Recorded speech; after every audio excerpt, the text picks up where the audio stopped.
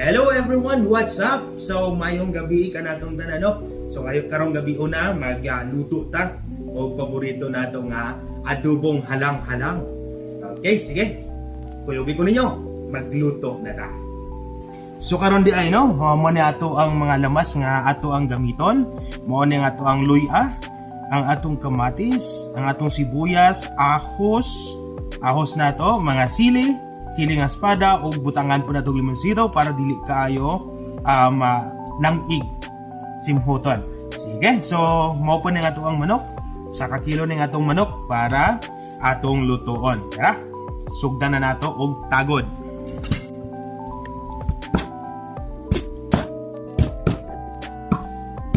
Karon na guys, no? Muna ito ang manok karon.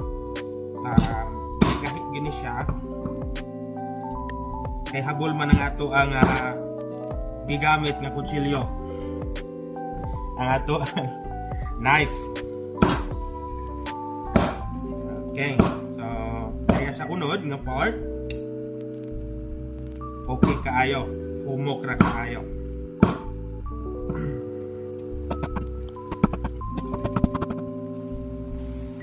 Okay, so nahuman naman tagtagod guys, no, sa ato ang manok. So nagpadugang daig og siling gitawag di siya siling nga kulikot kay kagmay man og atsal. So start na tagtagod.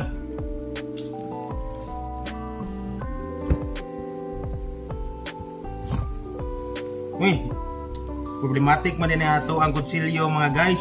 So kailang dako ang ato ang gamiton.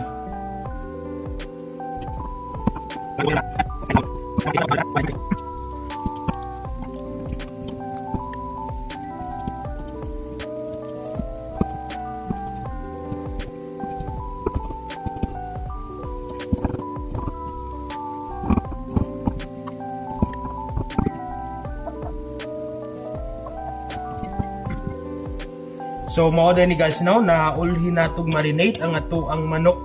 So atong baton karon i-marinate sa nato. Usa nato lutuon unya. Okay. So unahon nato butangan nato og soy sauce. Murag daghan na to kaayo pero goods na to. Butangan nato og gamay nga suka, gamay lang. And then ang atong limonsito or calamansi.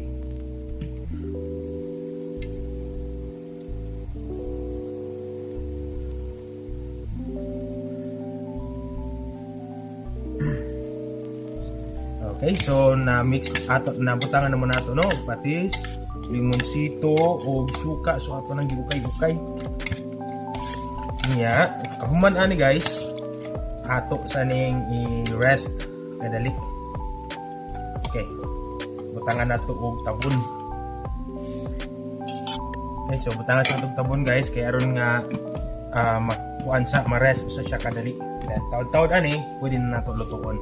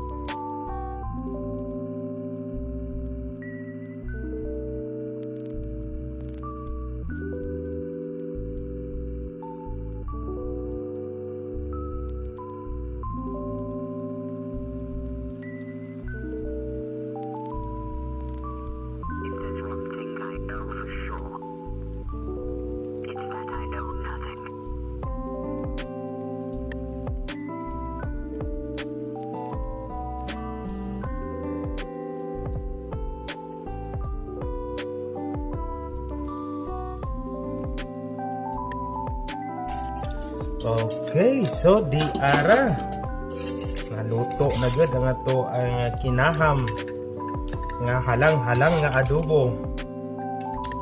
Mo gid na akong pinaka-paborito guys. Ang halang-halang nga adobo. Og tara.